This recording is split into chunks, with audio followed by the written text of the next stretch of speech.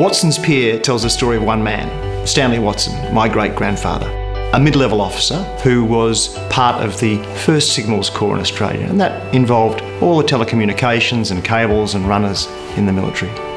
Nothing glamorous.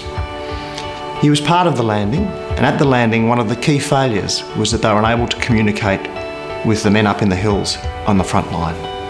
And I think that moved him deeply, the inability to connect and to support that part of the landing and the campaign. Of course, we hear a lot about the landing in ANZAC Cove, but a lot less about the evacuation. Yes, and so Watsons Pier is the story of that tipping point from a failed landing to a remarkable evacuation. And the point is that Watson didn't expect to get out alive, did he? Watson expected to die. When they ordered the evacuation, the military consensus was that 30% of men would die leaving, over 10,000 men. Now the Australians decided to try and do better than that, and in the end they got everybody out. But through the whole course of planning the evacuation, Watson had every expectation that he would die. And indeed, the last group of men to leave were called the diehards. Watson had to sit and write a list of men who would be the last to leave. And there was 21 on that list. Watson's senior commander, who would leave 24 hours before the last boat, that was the easy name to put on the list. Watson came second. Then there were 19 young men. And in the end, what is particularly remarkable about this story is how one man sat with the expectation of his own death, did his job and achieved a remarkable military feat. But beyond that, captured a tipping point in the Australian Army and Australian history.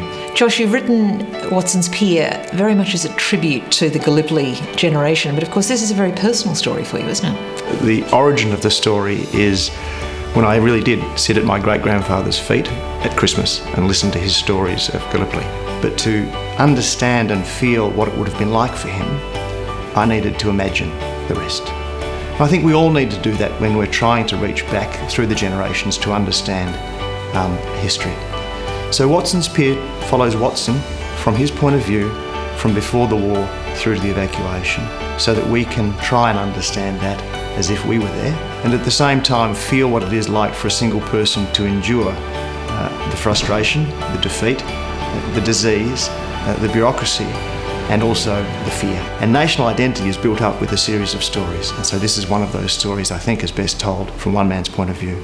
I can't go back and be there, but I've written this so that we can all try. You've chosen one of the great iconic stories in terms of Australian history. I mean, is there room for another book about Gallipoli? Yes, is the answer, and I think it's an important part of our history. But I would challenge certain parts of it, and I think Watsons Pier and my understanding of his story does that as well. Gallipoli is instrumental in our national identity, but it's a loss from which we learned it's not the origin of our nation. Australia was flourishing, the richest country in the world. It was a world leader. We sent Mawson to the South Pole before Gallipoli. We had introduced the universal pension and women's suffrage long before we went off to war. We knew about it, we were proud of it. We all learned from love and from loss, and I think as a country the same can be said here. And Watson's story of his family, his love and his loss personally through the course of Gallipoli in some ways mirrors our national course. And this is an attempt to reach back to the generations that had direct contact with veterans from Gallipoli and to write the story for them, for current generations and for future generations as we currently understand Australia. Josh, thanks very much and good luck with the book. Thank you, Maxine.